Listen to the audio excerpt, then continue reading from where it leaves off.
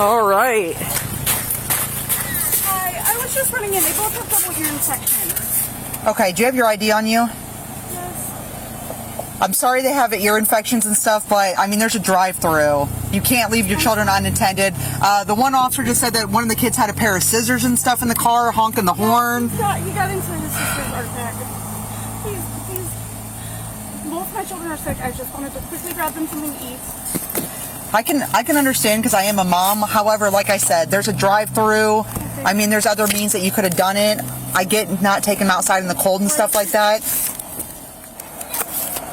Unfortunately, we are going to have to document it, and we are going to have to send it up. I don't know if you have a history or anything like that, but I mean, you can't just leave your kids in the car. How old's the other child? 5. Okay, and then how old's the one that's right 3. here? Okay. Are you about to take my children? I don't have the authority to take your children. No, I just have to document and then see how long, basically, if there's a history of this, that's going to be on, like, CPS in order for them to try to make any determination or anything like that. I don't have the authority to take your children. Okay. But because this was reported and there was an officer that was off duty that was out here during the entire time, trying to see how long that you were gone. I'm not saying you're gone for an hour. You know, but we did receive the call, and then the response time for me to get here and stuff like that, obviously children were not within eye shot, you know what I mean? Like, they were a good distance away. Was the vehicle running and everything? No, I turned it off and locked it. Okay. So number one, at least nobody came and stole your car with your children and stuff inside. So at least there's that. Okay. I know you're trying to do the right thing. I'm not trying to make any worse and stuff on you, but because it did happen, we do at least have to document it. If you need to do anything with them, feel free to go ahead.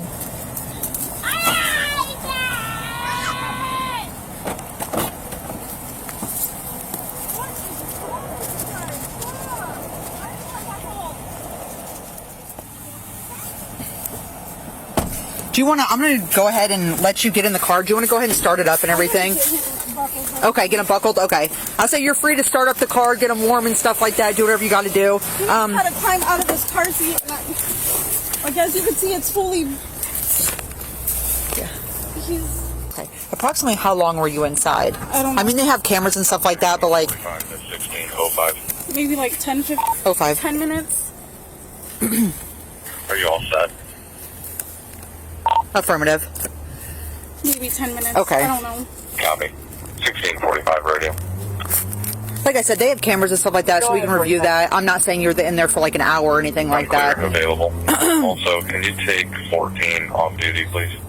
Okay, so I have all the information that I need and stuff right now. What I can do is I'm going to talk to my supervisor and see how we're going to approach it, if we were going to do any type of a charges and stuff like that for you, or if it's just going to be like a hotline to CPS and if they're going to come and investigate and stuff like that. Do you have a history with them?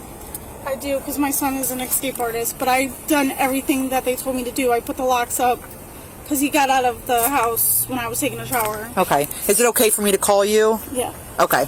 All right, so I'll let you go ahead and start the car and get warm and stuff with the kids. I'm just going to go ahead and I'm going to call my supervisor right now. And if you wanted to stand by for just a minute, I can ask him and see how we're going to approach it and then let you know. If not, then I can call you. Which would you prefer? Would you like me to let you know now? Yeah. Okay, so give me just a minute here.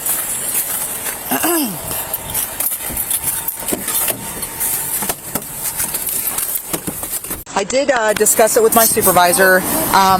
What's going to end up happening is we're not going to criminally charge you this time, okay? So what we are going to have to do, because we are mandatory reporters, we do have to report this, and they are going to be looking into whatever they need to do on their end for, you know, child services.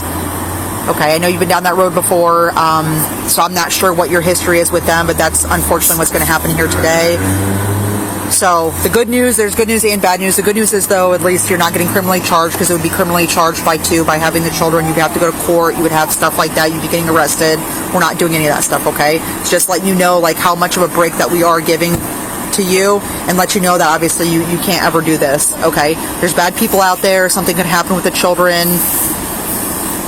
I understand you're trying to do the right thing with them not feeling good and stuff. It is freezing outside. I get you that all day long, but, you know, drive through. Whether it be Chipotle or McDonald's or wherever, try to do something differently, okay?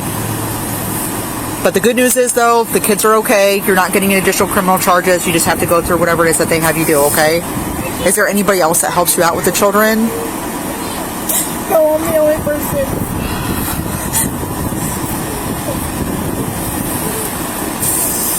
You don't have any family or any friends or anything that help you out? I just moved to Florida. my grandma, they're like getting there up in their age, so it's literally just me. And then Dad picks and chooses when he wants to be around. Is your home, like, if they come and do the investigation and stuff like that and come do a home inspection, is like everything good and fit for the children? Good. I'm just a struggling single mom, that's all. I'm sorry. I'm not trying to make your life any harder. I shouldn't have left them. I should have just brought them in. I was trying to go grocery shopping, but for some reason all the grocery stores seem to be empty. I don't understand what's, like, people just...